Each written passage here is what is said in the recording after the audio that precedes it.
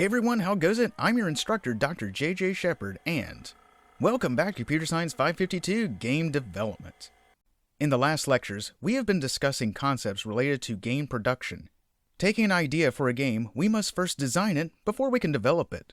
We're going to focus today on the concepts related to taking the idea for a game and then generating the game concepts. This process is commonly called game design. Game design is the process of drawing from an idea to create the systems, rules, and outcomes that create the core game concept. Creating a game concept is an exercise in communication, or more typically writing, and it shares many of the same principles and practices. Communication is fundamental to all games, and we must consider that games to be an interactive, expressive form that is capable of demonstrating nearly limitless concepts. It often surprises early developers to know just how much writing is involved in the design process, but will soon understand why. People need to understand the game to be able to play it. If people cannot understand how it is played, then they won't play it. Communication is necessary for participation. Developers need to know what game they are creating, and effectively communicating this concept is necessary for it being successful. Creating a good game concept requires expressing it to others, which is why writing and game design are very similar. The game design concept answers who, what, when, why, where, and how. These are the same questions that we seek to answer when we're writing a story for a book, a TV or internet show, or a movie. While this has been shown to be a direct line, more accurately, game design is based on iterative design. Iterative design is a circular process that tests the results, provides feedback to improve the overall design and functionality. Iterative design is a circular process that tests the results, provides feedback, and improves the overall design and functionality. Common iterative game design steps involve creating a prototype from the initial idea. This can come in different forms, and it is highly recommended to create a paper prototype. This just means using cards, dice, pencils, etc. to create a very simple version of the game. This can be very useful for both physical and digital games, and we can begin creating simple software prototypes as well with this. Once we have the prototype, we can then play test it and gather feedback. Playtesting is essential for designing engaging games. More often than not, our initial idea may have some drawbacks or some short-sighted rules. We never notice this as we can be a little too close to our own work, so it is useful to have others try it and provide feedback. Using the feedback, we can then start to evaluate if the game rules work, if the game is engaging, and especially start identifying the problems within the design. These results are necessary so we can refine and redesign our ideas in the next iteration. From here, we have a decision to make. If the redesign was minimal, non-significant, or non-existent, then we may finalize it to our game concept. We've also seen in previous lectures that the role of the game designer is to create the game concept from the idea. This involves creating some documentation in the form of a game design document. This is all part of the concept phase of game design.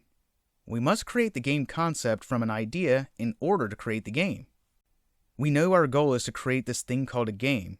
We know that communication is key. However, what exactly is a game? We mentioned before that this can be difficult to do, and there are a few questions that immediately come to mind that we should consider. How would you answer these questions currently? For instance, what is the definition of a game? Can we always define what is and what is not a game by some strict guideline? In relation, what must a game have? What are the qualities, features, criteria that all games must have?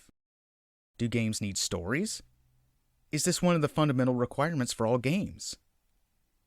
How about the cultural impact? This was a major point in the beginning regarding how all major civilizations had games, and now in relation to our civilizations. Can games be work?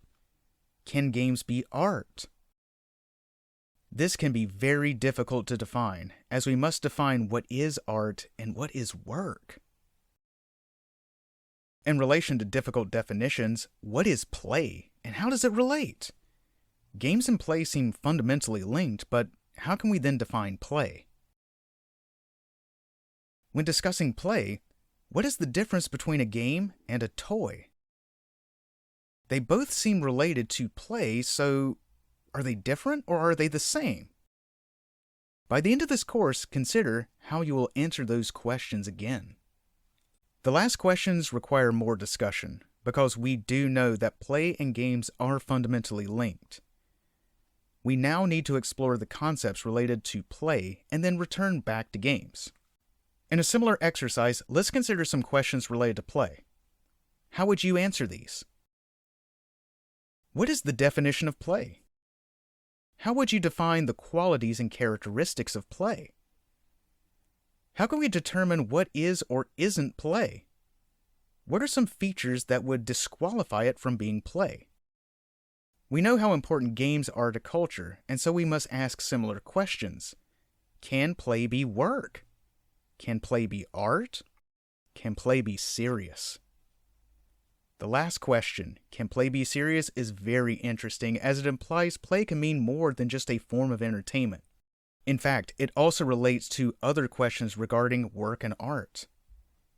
Bringing it back to games for a minute, what are the similarities and differences between game and play? Are games a subset of play? Or could it be the other way around? Let's keep an open mind and start exploring some of the works that may help us explain play and then later games. Play has been explored through many different fields over the years. Behavioral psychology and many domains within the humanities have long since explored the ideas of play and games. One of the most important works in relation to play is Johann Huizinga's work Homo Ludens.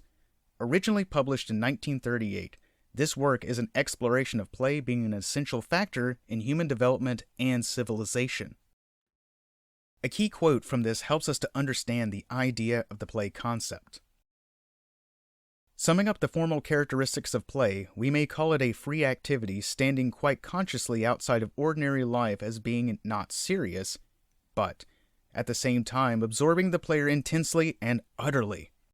It is an activity connected with no material interest, and no profit can be gained from it. It proceeds within its own proper boundaries of time and space according to the fixed rules and in some orderly manner. It proceeds within its own proper boundaries of time and space according to fixed rules and in an orderly manner. It promotes the formation of social groupings which tend to surround themselves with secrecy, and to stress their differences from the common world by disguise of other means. As mentioned, a key element from this work is defining the play concept. Defining the play concept, play has 5 characteristics. Play is free and play is freedom. Play is separate from ordinary life. Play is distinct from ordinary life both in its location and its duration. Play creates order, absolute and supreme. Play is connected to no material interest and no profit can be gained from it. Let's consider how this applies, or maybe does not apply, to modern games. As mentioned, there is a separation between ordinary life and play. The magic circle was first used to describe the separation between reality and the play space and time. This is an important concept from the work and has been referenced many times over.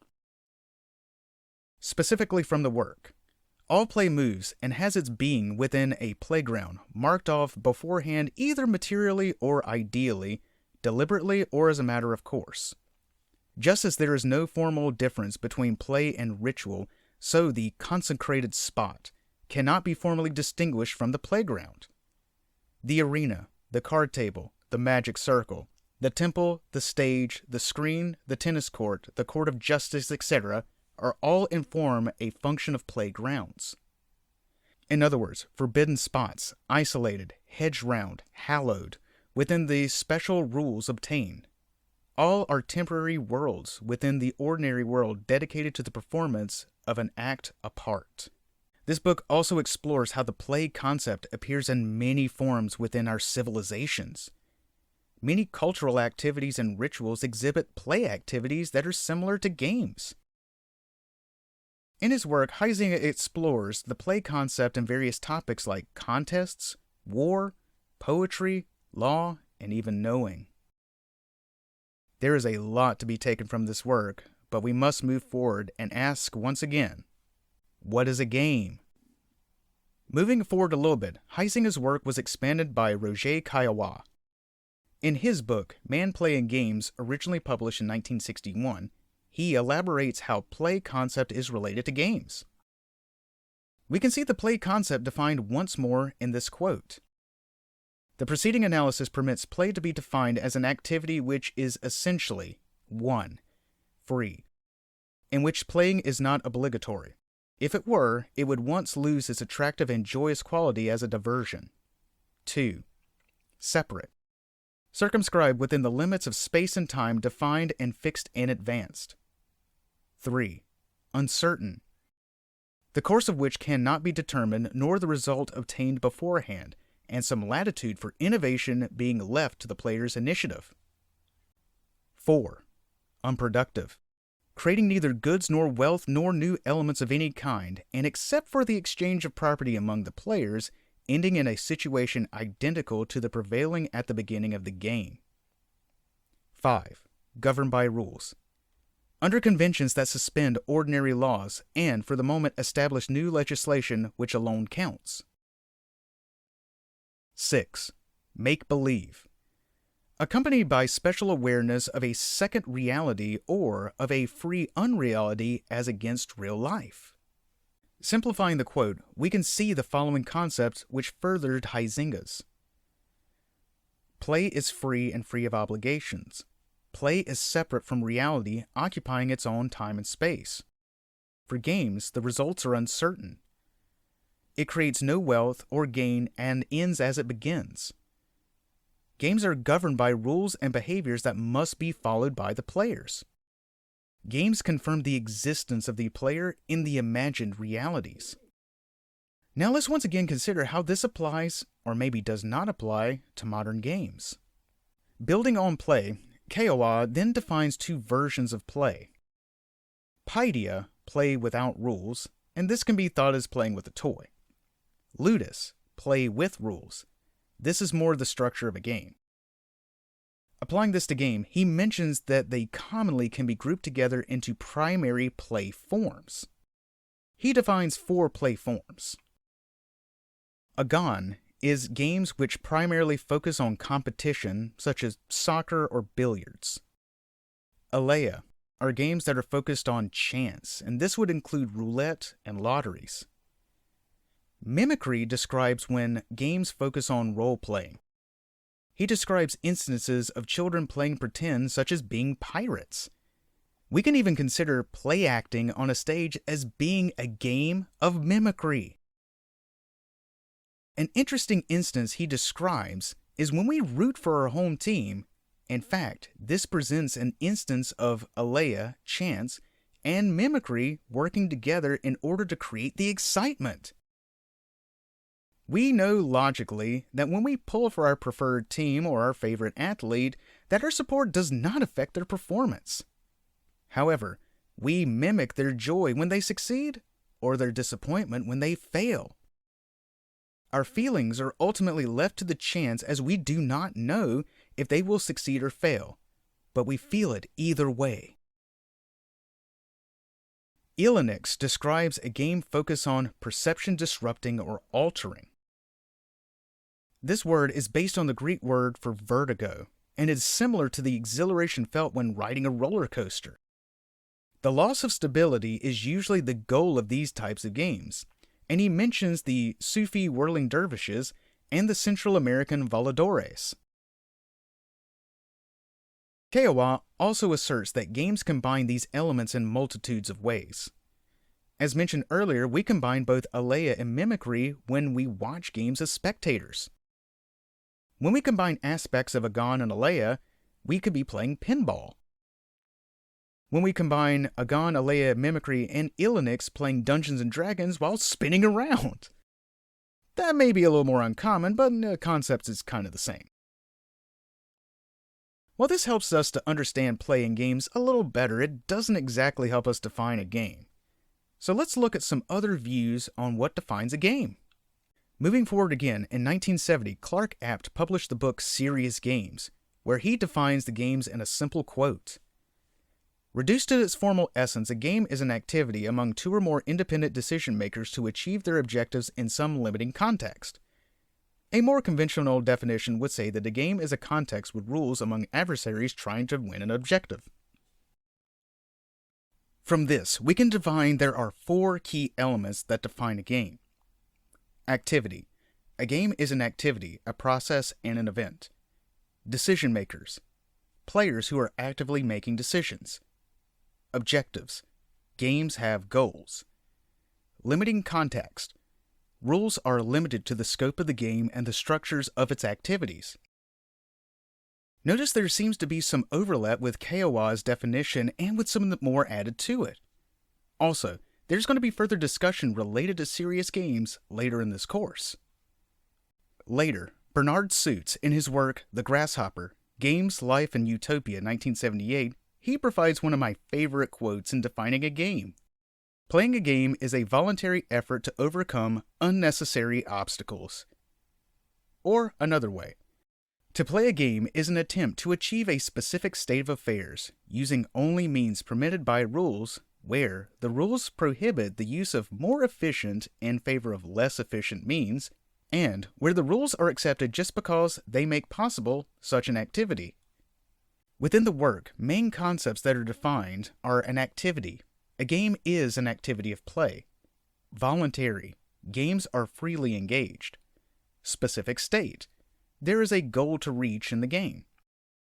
Rules are a key component to all games. Games feature inefficiency. Rules limit behaviors, making achieving the goals less efficient and thus creating a challenge. For the game to work, rules are accepted and the players accept the rules of play. In addition, he also defines illusory attitude, and this is an emotional state that the player must have in order to play the game. It requires accepting arbitrary rules even when those rules make the process less efficient. As mentioned many times over, communication is fundamental to all parts of this, and listening is just as important as speaking when communicating. Having a illusory attitude requires the players to listen, understand, and accept the rules of play. Otherwise, the game doesn't work. In another great quote that demonstrates this concept, he describes how the game, golf, requires the player to have a illusory attitude. Suppose I make it my purpose to get a small round object into a hole in the ground as efficiently as possible. Placing it in the hole with my hand would be a natural means to adopt. But surely, I would not take a stick with a piece of metal on the end of it, walk 300 or 400 yards away from the hole, and then attempt to propel the ball into the hole with a stick. It seems absurd, but these are the rules players voluntarily accept when they play golf. Later still, Chris Crawford, in his 1984 book, The Art of Computer Game Design, also assists in defining games. This is an important work as it's one of the first books to explore computer and video game design. The works we have previously discussed focus primarily on contests, sports, card games, board games, and etc., as computer games were still very much in their infancy. By the time this book was released, the video game industry was a huge booming trend, but then crashed the previous year in 1983. However, video games present a new way to play, and once again, how a game was defined required some updates. We must now address the question which motivated our initial reconnaissance. What are the fundamental elements common to these games? I perceive 4 common factors: representation, interaction, conflict, and safety. Breaking this down a little further, we see the following concepts in the book, and games must have representation, interaction, conflict, and safety. Now looking at each one. Representation. A game is a closed formal system that subjectively represents a subset of reality. Interaction. This allows players to observe the cause and effect relationship and how it changes reality. Conflict. The player is attempting to achieve a goal and obstacles cause conflict. Safety. Games provide a safe way to experience reality. We again see some commonality with his definition along with Kiowa's and apt, even despite this being a work on video games. Finally, we arrive to one of the most important works in discussing games, the 2003 book Rules of Play, Game Design Fundamentals by Salen and Zimmer. In the work, a very simple quote helps us to understand what we are creating. A game is a system in which players engage in artificial conflict defined by rules that results into a quantifiable outcome. Through the work, there are many concepts presented, but some of the primary ideas related to games design are regarded as games being a system, games having players, games being artificial, games present a conflict, games have rules, and games have a quantifiable goal. Looking at these a little closer, a system is a group of interacting and interrelated or independent elements forming a complex whole. All games are systems. Players are participants interacting with the system. Artificial maintains a boundary with real life. Conflict is a contest of powers which may involve competition and/or cooperation. Rules define what the players can and cannot do. Quantifiable outcome determines if a player won or lost and distinguishes games from less formal play activities. All of this seems to encapsulate what was presented before and augments it in a way that any game, whether video game or physical game, can be designed in a similar way. We understand that games have these qualities in some form. Better understanding this work, they group together concepts related to designing a game. The way that they do this is by using a schema. A schema is a representation of a plan or theory in the form of an outline or model. In computing, we hear this concept frequently when we discuss databases. We organize data into tables which have properties, commonly thought of as the column headers, and finally the data types plus some attributes. This formal description is used to organize our data so that we can derive or look up information from it. In a very similar way, it may also mean to reduce the description of important aspects of an object or an event. We use this in order to better organize and frame knowledge. This is important as there are many independent concepts that need to be organized within an overall outline. When it comes to games, we may break this into three main schema, called rules, play, and culture. We can simply understand that we may define a game as rules within the space of play, and play is within the scope of culture. For this course, we're only going to focus on play and rules. While these help frame our knowledge, it is not a formula for creating or even designing a game. These are a collection of considerations that are related to the concept either of rules and play which are within the scope of games. Some games may use all the concepts, while others may use very few. Regardless, all of this should be considered when formalizing the ideas into the overall game concept. Let's start from the inside and begin discussing rules. Rules is a formal primary schema that focuses on the intrinsic logic and mathematical structures of games. They are the inner formal structure of all games and one of the defining qualities of all games. Rules are not the experience of play. Changing the names of the chess pieces do not change the game. We consider the rules governing the play. Generally, game rules limit the player's actions. Sometimes what the player cannot do is far more important than what they can. Like Bernard Suits had mentioned, it is about overcoming unnecessary obstacles. The rules are explicit and unambiguous. Confusing rules can make terrible games.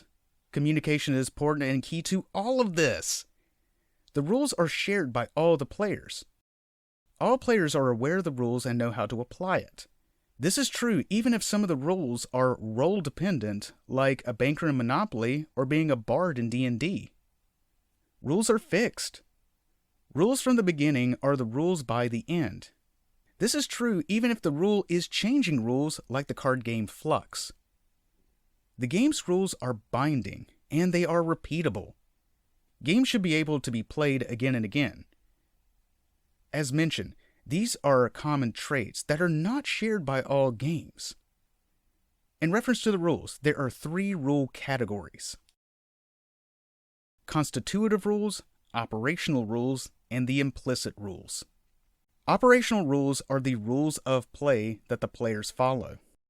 This directs the player's behavior, and it limits the play of the player. Typically, these are found in the game's instruction manual or rulebook. Setup, turn sequence, win-loss conditions are common operational rules. Constitutive rules are abstract core mathematical rules of the game. This contains the game logic, such as how many points is destroying an asteroid and how much is it added to the overall score.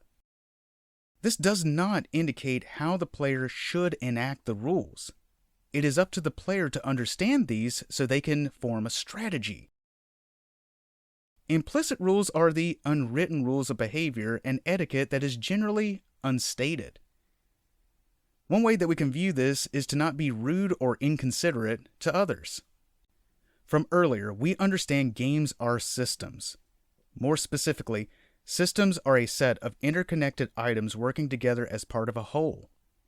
For us, a system establishes and organizes the game's processes. Games are a system, and games feature procedures, or in other words, processes that function together as a part of the whole experience. Systems can be classified based on how it changes over time, and this leads to system categories. A fixed system means that the system is constant and never changes. Periodic indicates that the change is predictable based on a known set or frequency. Chaotic is when change is completely unpredictable and everything happens randomly. Finally, complex systems are somewhat predictable and somewhat unpredictable, somewhat periodic and somewhat chaotic. Games are, or strive to be, complex systems, and a game's complexity is directly related to its set of rules. Games that lack complexity lack meaningful play, and they're just not engaging or fun. However, games that are complex systems allow for much greater space of possibilities which support meaningful play. This means that a game that is a complex system can be played multiple times in multiple different ways. Counterintuitive as it seems, more rules do not make more complexity. Complexity does not mean that the rules are long and difficult to understand. Communication is key to all of this, so the rules should be understandable and they need to be just enough rules, not too many, not too few, to create meaningful play. More often than not, complex possibilities are the result of a simple rule set. Simple rules do not tell the player how to interact with the system, but rather provide them the tools for playing within the system. Ideally, we want some space for players to play within the system and find many different ways to reach the same goal. Having this space creates a game where the player is encouraged to play and replay to find new ways to solve the same problems. Creating too many rules may limit this space, so striking a balance is necessary. In relation to this, emergence is the phenomenon when systems generate unpredictable patterns of complexity from a limited set of rules. If a game is an emergent system, then it is said to have a space of possibility large enough to reward players for exploring the possible ways to play. In a strange way, this makes game design a second-order design problem. We consider game designers to create the rules directly. Then the player's experience is created indirectly. Games strive to be complex emergent systems. When considering rules, we want to find the balance between too predictable and too chaotic. Listening to feedback from playtesters can be invaluable in the testing of emergence. Within the rule schema and related to systems, we have the concept of uncertainty. Uncertainty can be introduced in the rules in order to keep the game from being too predictable. Uncertainty is the key component of every game. When a game is completely predictable, it lacks meaningful play. Chance and probability play a big role in creating complex systems. Certain outcomes are completely predetermined. Risk is an outcome with a known probability. Uncertain outcomes are completely unknown. Most games combine some degree of risk and uncertainty. We ideally need to create rules of some uncertainty so the game is more complex and less periodic. However, we cannot make it completely uncertain or else it'll just be chaotic. Rules heavily relate to the information within the game. Information is the knowledge or content that is acquired, manipulated, hidden, and revealed during play.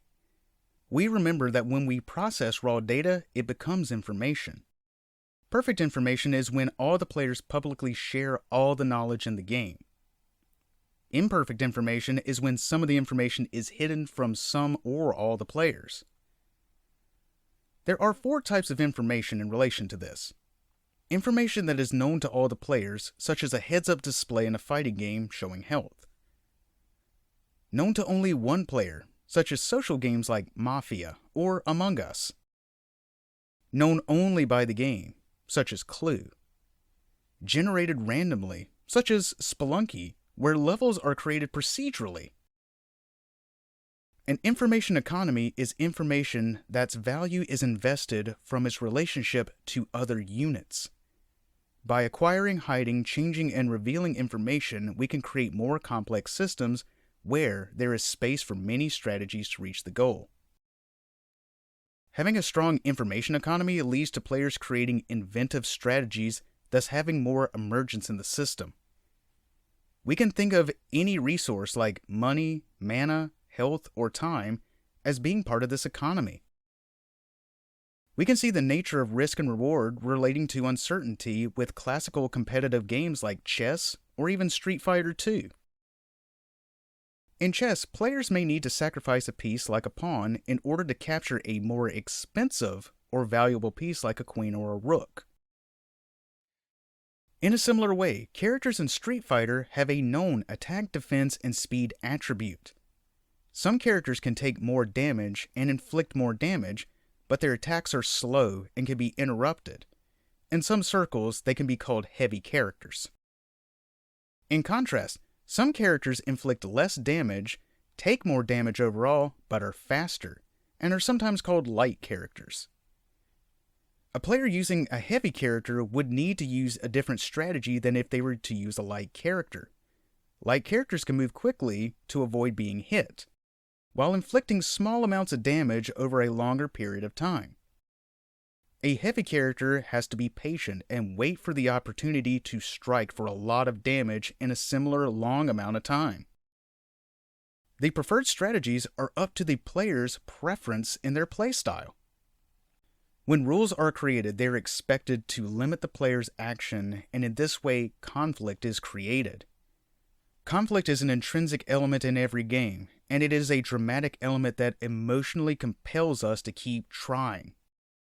Rules might guide and limit conflict in the game. Conflict occurs when the player struggles to achieve a goal. We define the adversarial elements in the rules, which typically prevent a player from immediately achieving their goal. All games are competitive, where players struggle against each other and/or players struggle against the game system. All games are cooperative. Systemic cooperation means that the players are following the rules and cooperated within the system.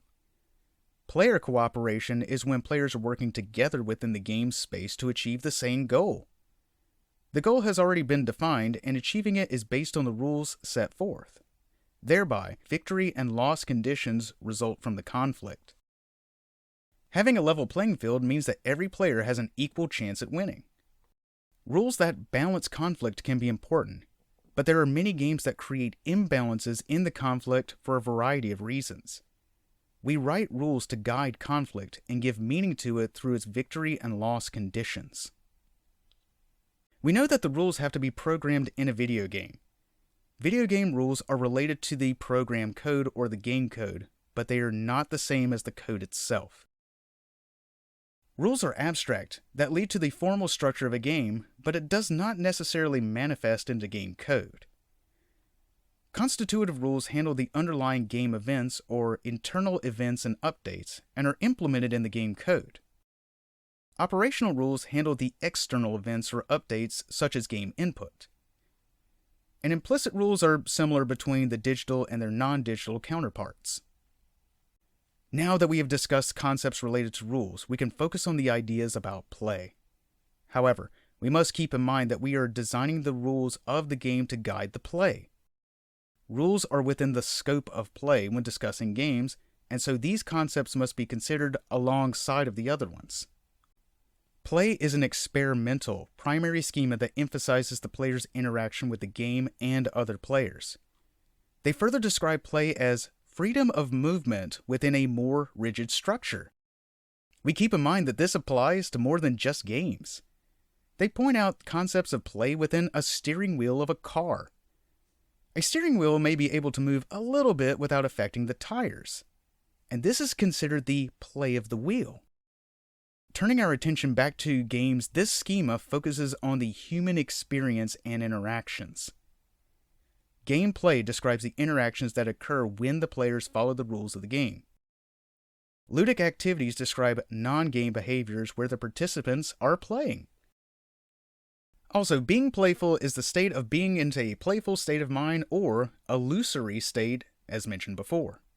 As mentioned before in the work Man Play in Games, Roger Caillois, he defines two types of play.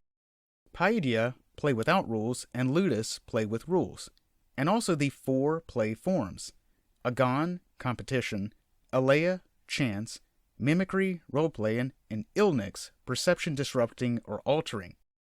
These concepts serve an important role when understanding how the game is played, but also how the rules are utilized in these forms of play. Play is experienced through participation. Experience can be abstracted as input. The player performs an action. Output. The system presents information to the player. Internal processes. When the player makes a decision.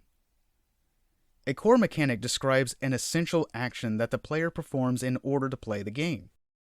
A core mechanic is repeated over and over to create a large experience, and it can be a single activity or a collection.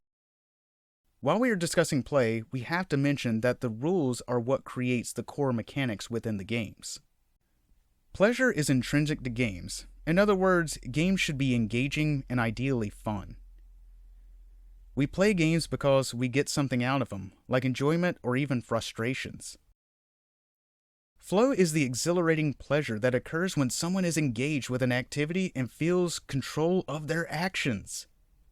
This concept was created by Hungarian-American psychologist Mihaly Csikszentmihalyi. In order for this to occur, the following prerequisites of flow must be met. Flow comes from a challenging activity where there are clear goals and clear feedback, while exhibiting the paradox of having control amidst uncertainty. The effects of flow are merging of actions and awareness, pure concentration, the loss of self-consciousness, and the transformation of time. I believe we can all relate to a game or some activity where we have become so engaged that we get lost in them.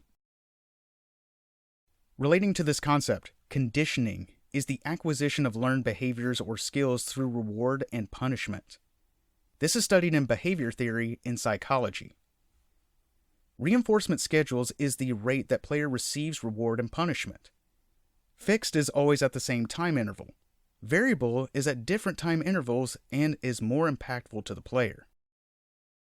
Challenge shapes the player's experience and it should be balanced.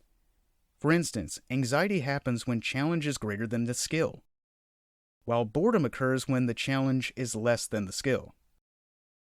The flow channel is the area between anxiety and boredom. The feeling of flow can be related to a complex emergent system. We create rules in a way that we can experience flow through its play. While games are considered to be fun or at least engaging, they are much more. Games are considered to be narrative play, and we're going to notice a lot of crossover between creating narratives and creating games as they both fundamentally are about communication. Narratives are composed of situation, a series of events that change over time. Character, A narrative is conveyed through a system of representation. Form. Representation is constituted by patterns and representation. Embedded narrative structures are pre-generated components such as video clips and scripted scenes. Emergent narrative structures are created by the player through their interactions with the game. Players talk about their great successes or even failures when playing a game. These triumphs or failures emerge from the games that we play. Games combine both embedded and emergent narrative structures. Narratives communicate, and the narratives can help contextualize the rules and justify the play. This can be related to the dramatic elements or the elements that emotionally affect us. In further discussing this, goals structure narrative play by making the player's plans and decisions understandable. It needs to make sense to the player or else they don't feel motivated. Conflict can be tied to narrative conflict for dramatic effect. As mentioned, this is related to the emotional effects of a game. Uncertainty is linked to the unknown outcomes of a narrative. Core mechanics is considered narrative play, and we can create game stories by having players perform narrative acts. The actions that they are performing should make sense within the context of the game, or else the player is taken out of the experience. This feeling was called ludonarrative dissonance from the game developer Clint Hawking in the defense of the game BioShock. The simple idea is it is difficult to ignore when the actions you're performing in the game does not make sense with the story. This creates an uneasy and confusing feeling that overrides any flow that we may be experiencing. Space, the narrative space or location, can drastically impact the narrative. We can see how many of these concepts relate back to the concepts presented in the rules schema. Narrative is an important role in games, whether we are participating in the story or creating our own. The implementation of narratives within games have some key concepts. Narrative descriptors is any component in a game system of representation. Fictive worlds are larger frames that contain the game world's narrative. Story events are individual moments of narrative play that are generated as the game progresses. Both fictive worlds and story events are interrelated. Games are narrative systems, where the narrative experience of the player arises from the game.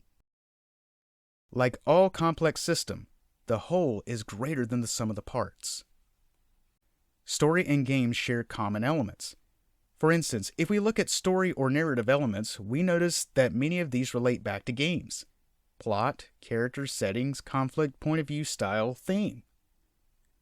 Story structure describes how narrative elements are unified and structured. A few common concepts and structures are beginning, middle, and end, the three-act structure, and the hero's journey. Cutscenes are common storytelling techniques used in digital games, which cut away from the play to provide information. This defines the fictive worlds, provides story exposition, fulfills a number of gameplay functions. Non-playable characters or NPCs are storytelling mechanics used during gameplay. Characters within the fictive worlds contain dialogues and provide additional exposition, mission, objectives, and guidance. Finally, within the play schema, we have the concept of simulations. Simulations are procedural representations of aspects of reality. All simulations are not games, but all games are simulations. Game simulations act metaphorically. Simulated conflict may take one or more forms: territorial conflict, economic conflict, conflict over knowledge. Simulations are abstract, limited numerically, and systemic. Understanding concepts in the rules and the play schema all serve as a way to start designing a game concept from an initial idea. Yet, all of these were high-level concepts that did not explain how to put them all together. Moving slightly forward in our literature review, we can see Tracy Fullerton's work, Game Design Workshop, A Play-Centric Approach to Creating Innovative Games, 2004. In this work, she provides the quote that we use to define games. A game is a closed formal structure that engages players in a structured conflict and resolves its uncertainty in an unequal outcome. From that quote, we can derive the game's formal elements, and they are players, objectives, procedures, rules, resources, conflict, boundaries, and outcome. If we notice, these were all mentioned before in some way by previous authors. In addition, games contain dramatic elements. As mentioned, we know that dramatic elements relate to drama, which can be a series of interesting or intense events related to conflicting forces. This is the way that the game emotionally engages the player. Some dramatic elements for the games include challenge and play. Both of these are fundamental to all games, and so all games present challenge and play as a dramatic element. We keep in mind that these concepts were part of the play schema. In addition, characters, premise, and story act as additional supporting elements that can emotionally engage the player. Not all games need characters or a story, but it can be useful to make the play more meaningful to the player. These relate to the narrative aspect of play mentioned within the schema. This work focuses on creating games focused primarily on play. To do this, she mentions that game design works best if it is an iterative process. Iterative design is a circular process that implements a prototype design, tests the results, and finally provides feedback to improve the overall design and functionality. The iterative game design steps include creating a prototype, test it and gather feedback, evaluate the feedback and extract the results, redesign the idea based on the feedback. We're going to explore the iterative process of game design in the next lectures. For now, at least we know what a game is by going through the extensive literature review. There are many concepts related to game design, and I strongly recommend reading articles and books related to all of this. With all that being said, start considering how you would define a game, and I'll speak at you soon. Now it's time for a bonus round. What was Huizinga's 5 play characteristics? Play is free and play is freedom. Play is separate from ordinary life. Play is distinct from ordinary life both in location and duration. Play creates order, absolute and supreme. Play is connected with no material interest and no profit can be gained from it. What was Kiowa's 4 play forms? Agon, or competition, Alea, chance, mimicry, role-playing, Ilinix, perception disrupting or altering. What is a schema, and what are the 3 schemas for games? A schema is a representation of a plan or theory in the form of an outline or a model. For games, it is rules, play, and culture. What are the operational, constitutive, and implicit rules? Operational rules are the rules of play that the players follow. Constitutive rules are the abstract core mathematical rules of the game. Implicit rules are the unwritten rules of behavior and etiquette that is generally unstated. What are the 4 kinds of systems? Fixed. The system is constant, thus never changes. Periodic. The system changes in a predictable based on a known set or frequency. Chaotic. The system changes unpredictably. Complex. The system is somewhat predictable and somewhat unpredictable, somewhat periodic and somewhat chaotic. What is emergence? Emergence is the phenomena of when systems generate unpredictable patterns of complexity from a limited rule set. What is flow? Flow is the exhilarating pleasure that occurs when someone is engaged with an activity and feels control over their actions.